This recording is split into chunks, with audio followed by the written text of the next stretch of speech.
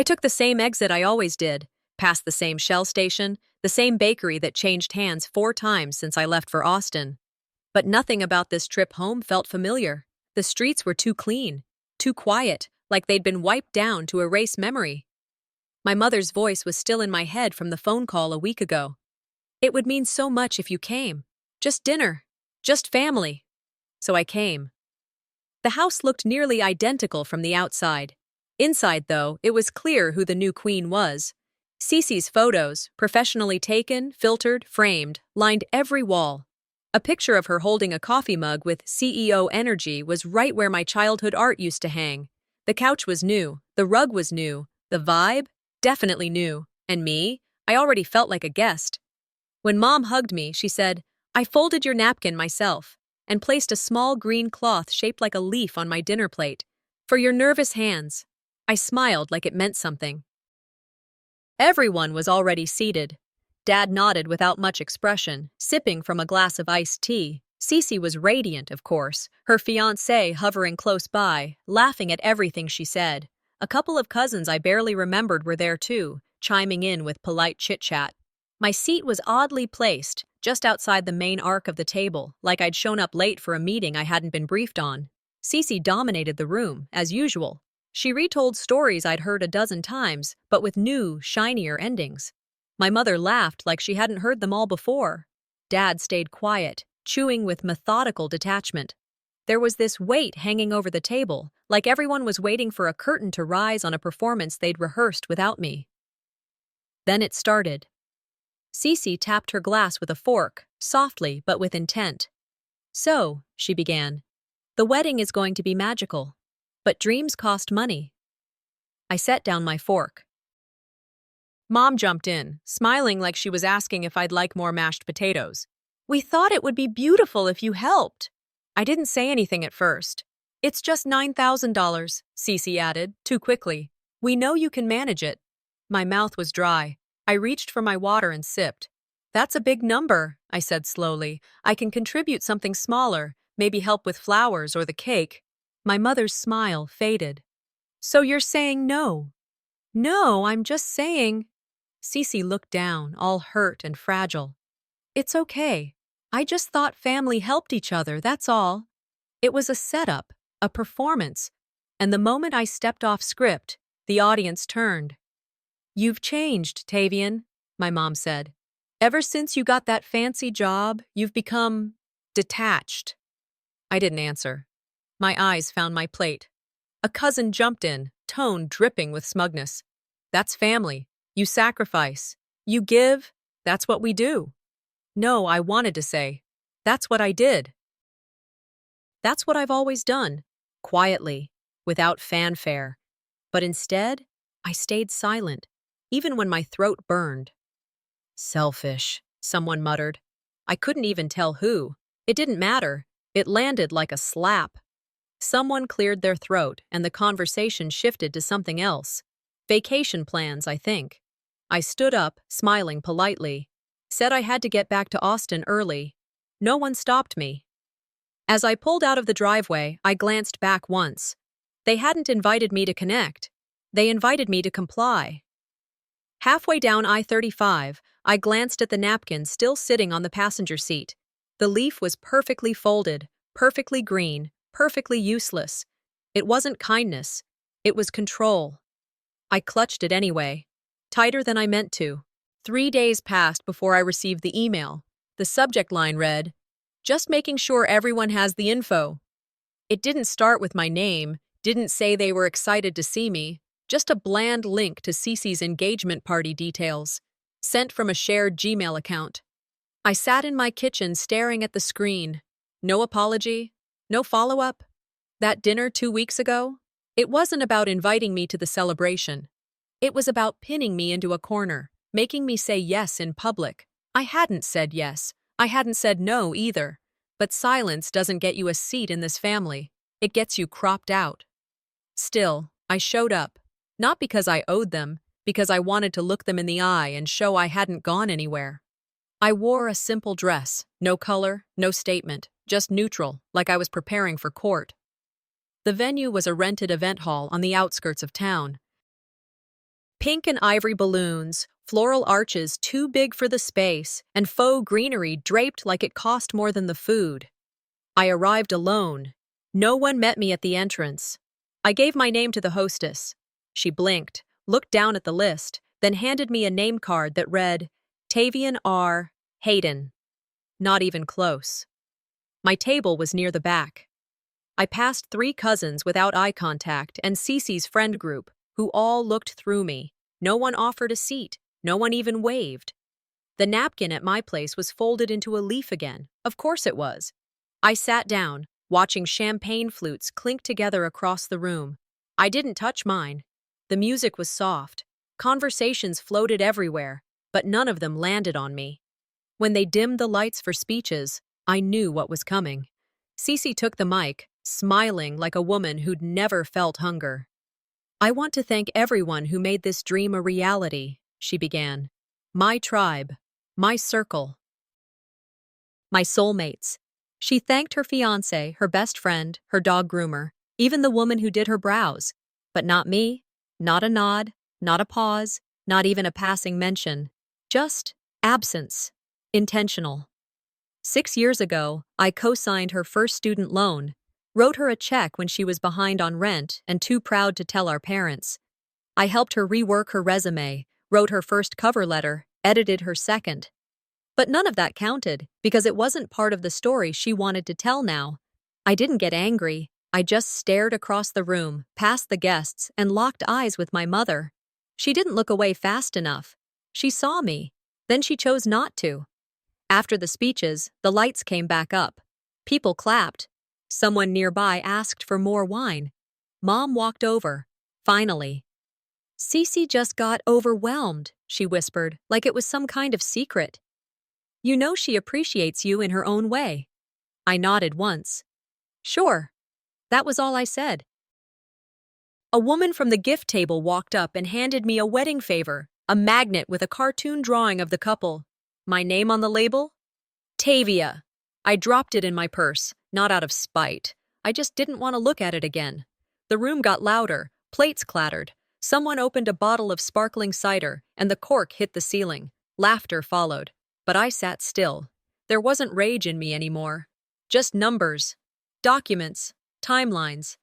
I stayed through dinner, picked at the pasta, sipped water, skipped dessert. No one asked why. No one noticed when I left. Outside, in the parking lot, I paused by my car and checked my phone. One new notification. Cece had posted a photo, her and the bridal party, champagne in hand, cheeks glowing under fairy lights.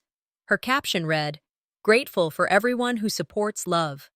I was in the original picture, standing at the edge, smiling politely. But in the version she posted, I'd been cropped out. I didn't cry. I smiled. The email came from my cousin. Subject line, Engagement Memories. I clicked without thinking. There was a video link inside, Cece's highlight reel. I knew better than to watch it, but I did anyway. I set the mug of coffee down beside me, sat back on the couch, and hit play. I wasn't expecting anything new. Pretty footage, fake smiles, Cece center stage, always. The first 2 minutes were exactly that. Cake cutting, toasts, laughter, all perfectly color-graded, underscored with piano music so saccharine I almost laughed. But then, I noticed something. Me. Or rather, the lack of me. I appeared once. In the background, blurry, walking out of frame. You'd think I'd wandered in by mistake. And then came the speech. Cece's voice came through, but not the voice she'd used that night. It was clean, rehearsed, studio recorded, maybe even scripted. I built this dream from scratch, she said.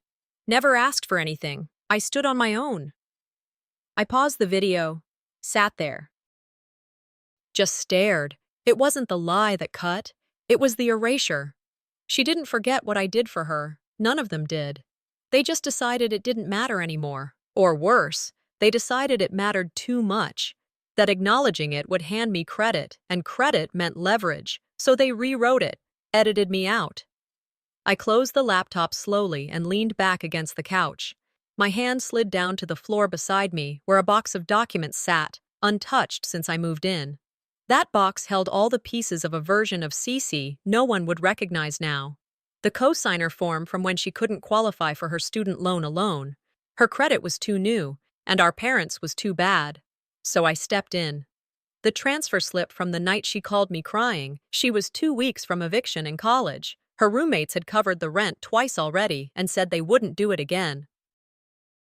I wired her $2,000 at midnight, sitting at a bus stop outside my office building because I had to stay late and had missed my ride. The cover letter I wrote, the resume I rewrote, the phone call I made pretending to be a reference so she could land her first marketing job at a tech startup in Houston. She didn't just get help, she got it from me. And now she's narrating a life where she never leaned on anyone. It wasn't just disrespect. It was strategy. Calculated and cold. I remembered a conversation from 2 years ago, one I should have taken more seriously. We were at brunch. She'd said it casually, between sips of a mimosa. "You're the type who gives so you can say you gave." I'd brushed it off, told myself she was just being defensive. Then there was Mom, later that year, after I brought up not being included in a family photo. "If you really care," she said, "you don't need recognition." And like a fool, I agreed. I nodded.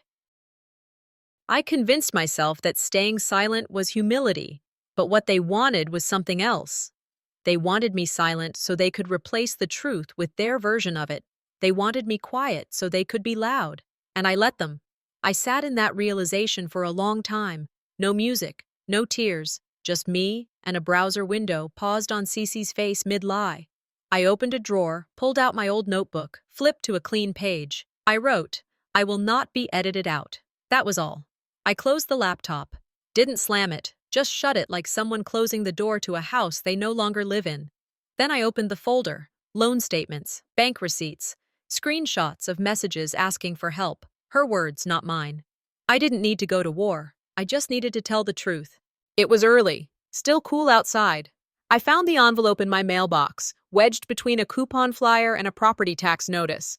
No return address, no handwriting on the front, but I knew where it came from. I carried it into the kitchen and set it down on the counter, staring at it like it might blink first. When I finally opened it, the wedding card I'd given Cece slid out, edges curled slightly from being handled too many times without care.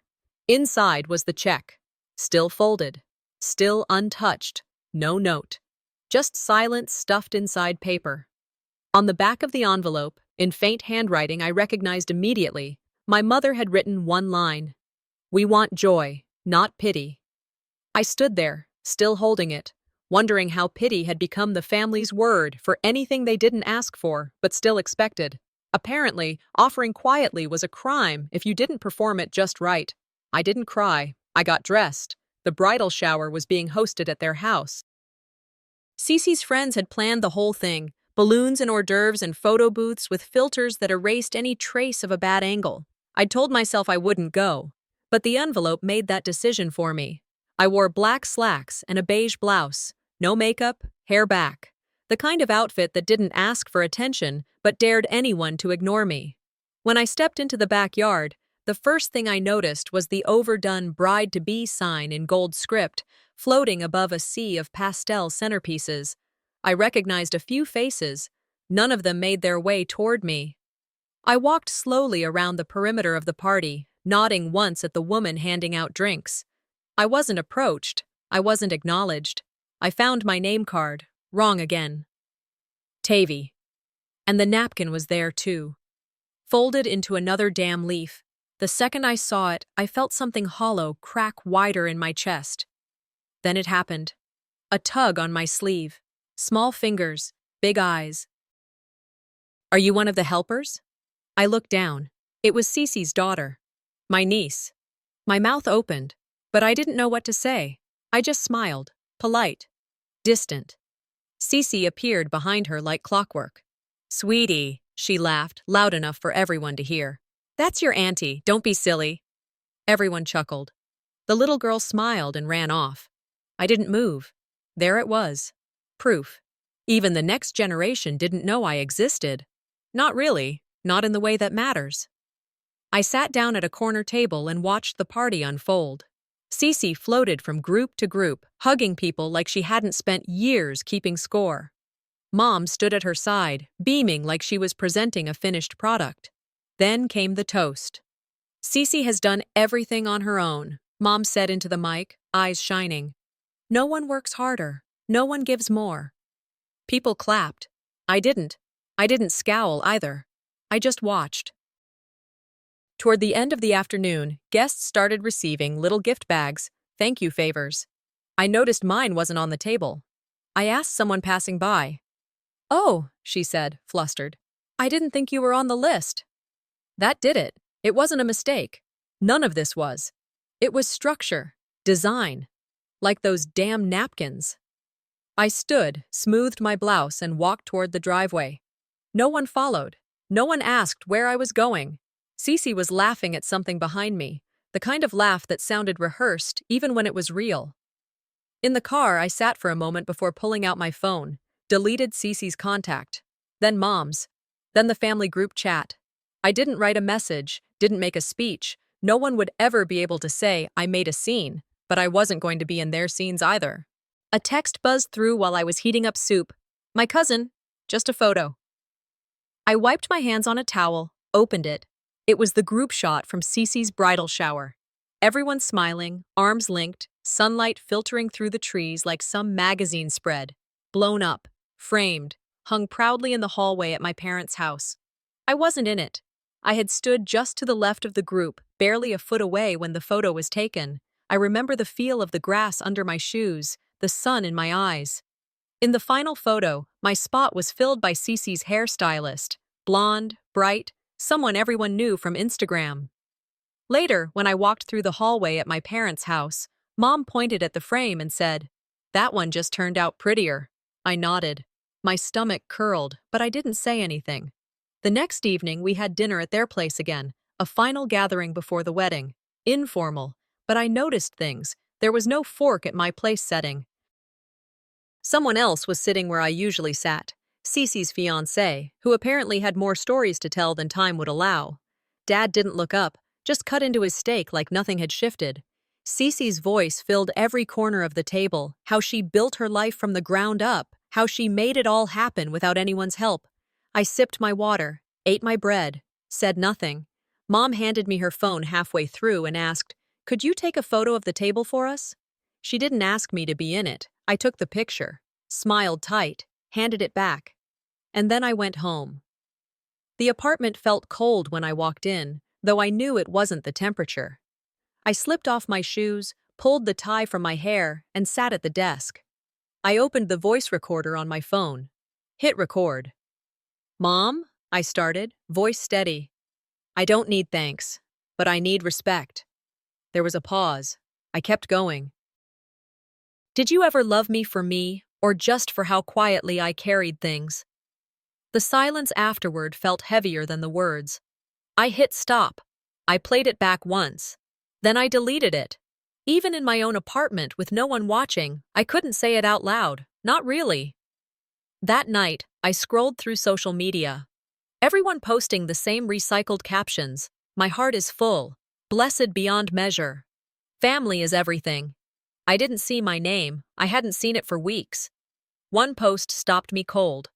Mom had uploaded a throwback photo with the caption, "My world, my girls." It was just her and Cece, arms around each other. A beach photo from a trip I didn't go on. Maybe I wasn't even invited.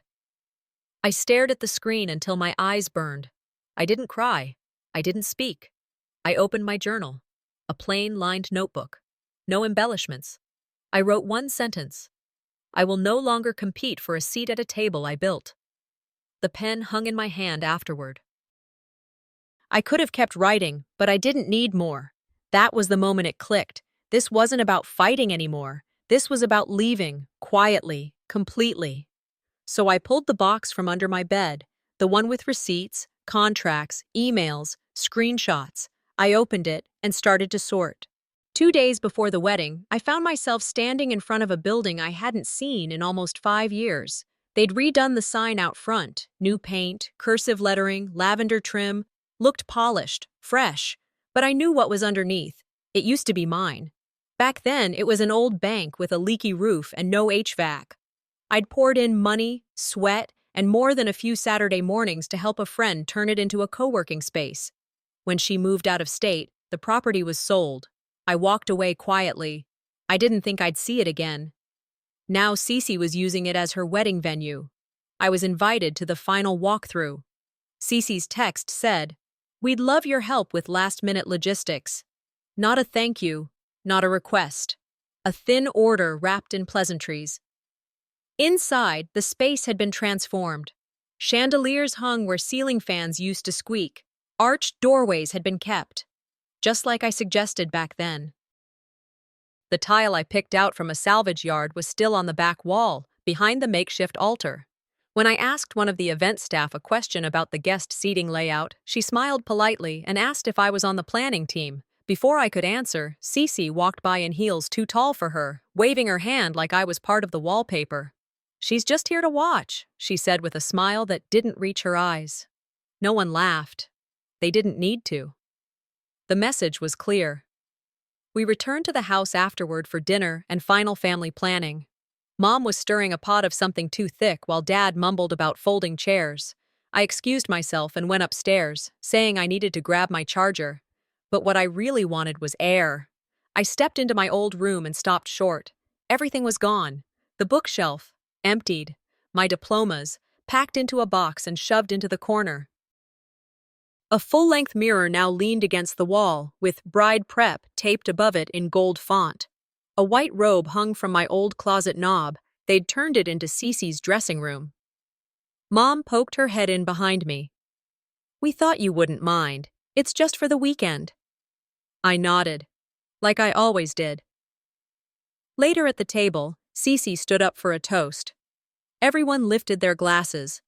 She raised hers to her fiancé, her best friend, her stylist, her wedding planner. Not me.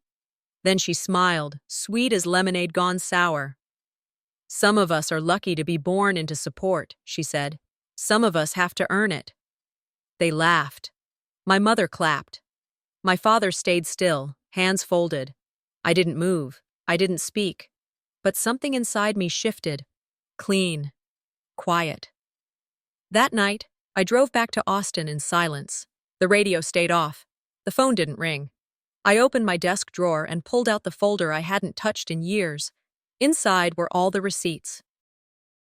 The down payment on the venue, my check, the renovation contract, my signature, the foreclosure paperwork, and the letter I wrote to help keep it afloat. I spread them out on the floor. It wasn't anger I felt. It was ownership.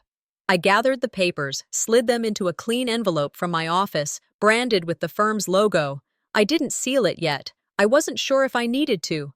I deleted Cece from my emergency contacts. Then I removed Halden from my office directory. Last, I opened the drawer where I kept a folded napkin, the one my mother had given me the night they called me selfish. Green, still shaped like a leaf. I tucked it into the envelope, right on top of the papers. This wasn't about revenge. This was about reclamation. The rehearsal morning was already too warm. Texas heat had a way of pressing down on you, even in spring. I parked further than I needed to, walked slower than I had to. Not because I was nervous, but because I already knew what would happen.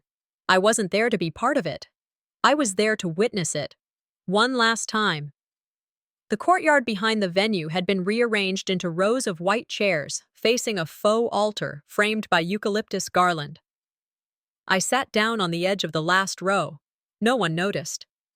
One cousin glanced over her shoulder, then turned back without a word. Cece floated across the walkway in her rehearsal dress, flanked by bridesmaids and planners. She looked the part, hair styled, dress pressed, smile tight. She called out to Mom, asking about flower placements, then turned toward the sound guy with her hands mid-air like she was conducting an orchestra. No one looked in my direction, especially not her. That silence, it used to cut. Now it just confirmed. I was about to stand when someone approached from the side, soft-footed but confident. "You probably don't remember me," he said. I turned. He looked vaguely familiar, slightly older now, beard trimmed. "Amir," he offered. "I run that coffee place on Main. Well, used to. You helped save it when the rent doubled a few years back." And just like that, it clicked. I remembered the call, the tight timeline. I'd floated him a loan when the city rezoned his block, and his business was weeks from closure. I'd told him to pay me back when he could, or not at all. Just keep the doors open. "You changed my life, you know," he said gently. I laughed, not loud, just enough to remind myself I still could. "I think you did that yourself." He looked around, then leaned in. "Funny. They all walk past you like they don't know who you are. But I recognized you the second I saw you. Not everyone forgets." He patted my shoulder and walked away. I didn't move.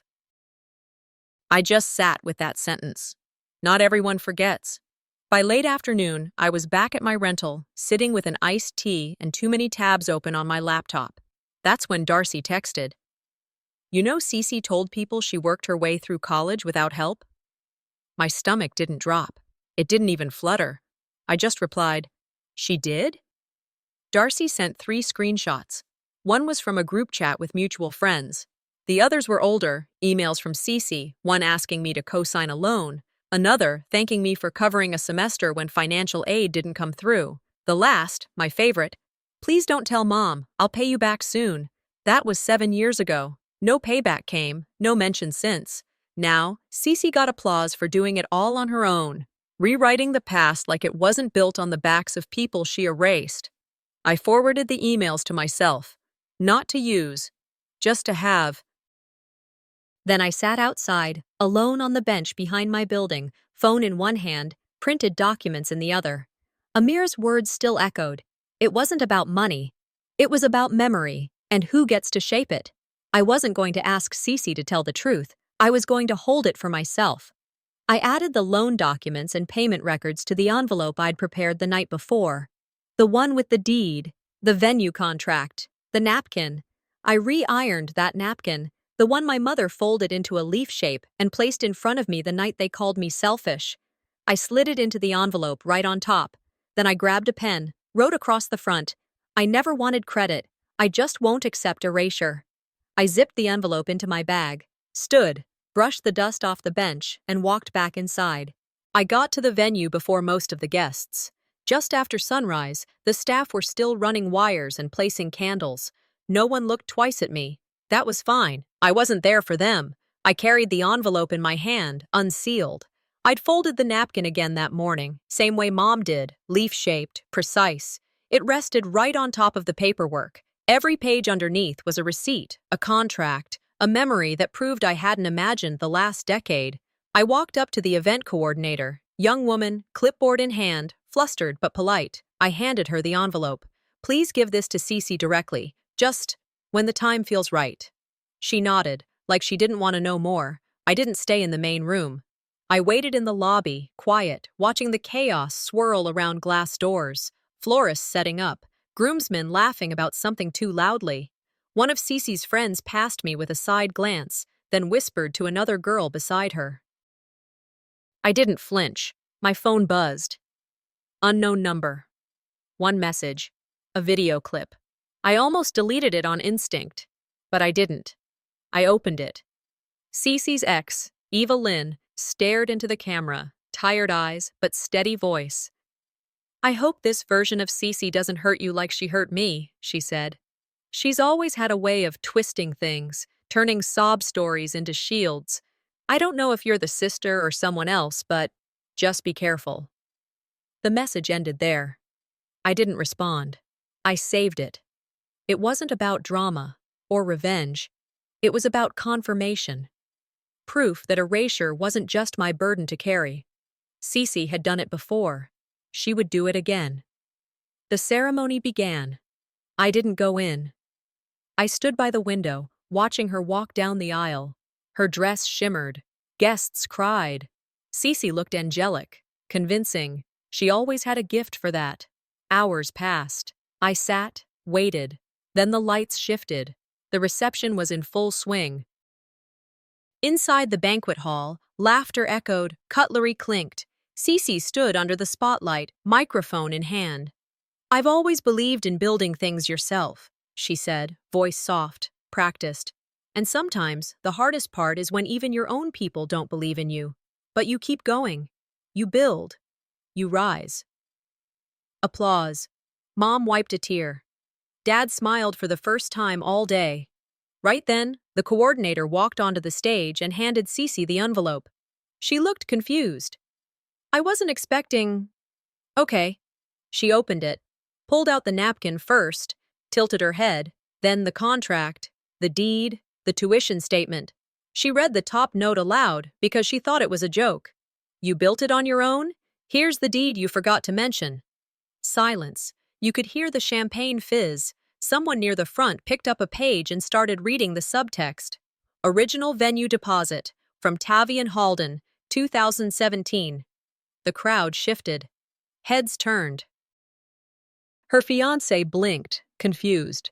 Cece's mouth parted, but nothing came out. She tried to laugh it off, said something about surprise support, but her voice cracked. The narrative collapsed. I didn't go in. I stood behind the glass, arms crossed, watching it all unfold. Her shoulders tightened, her smile shook. There was no rage in me, no glee, just confirmation. As guests murmured, I walked quietly down the hallway, passing the gift table near the exit. I reached into my bag, pulled out one last item, the green napkin. I placed it gently on the table, right atop a signed copy of the venue contract. No ribbon, no bow, just paper, truth, and a folded shape I no longer needed. Then I stepped outside, into the evening light, and headed toward my car. No applause, no curtain call. I woke up to 12 missed calls, 1 from Dad, 3 from Mom. The rest scattered across the family tree, names I hadn't seen light up my screen in years. Even my aunt from Michigan, who once said she wasn't sure I'd ever settle down right. I sat at the kitchen table with my coffee, steam curling upward like it wanted to say something and couldn't. I didn't play the voicemails. Not at first. But I knew what they'd say. We need to talk. You embarrassed the family. You didn't have to do it like that. All of them except one. Dad's voice was the last one, softer than I remembered, slower. If you hear this, I just want to say I'm sorry. You didn't deserve that.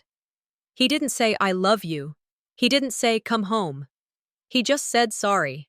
And for some reason, that cracked me. Not because I needed it, but because he finally admitted what they all refused to, what they tried so hard to rewrite. I cried, but not from pain, from release. Later that day, I found a letter while sorting through old files, buried under tax documents and expired coupons in the drawer of my desk. Faded envelope. No stamp. Just my name in shaky cursive. Grandma's handwriting. She must have written it just before the stroke took her words away. Some families reward silence, it read. Don't let them mistake your kindness for absence. I read it 3 times. Once silently, once out loud, once as a whisper. Each word didn't just land. It settled something in me, stitched a wound I hadn't realized was still open. By evening, I drove back to the venue.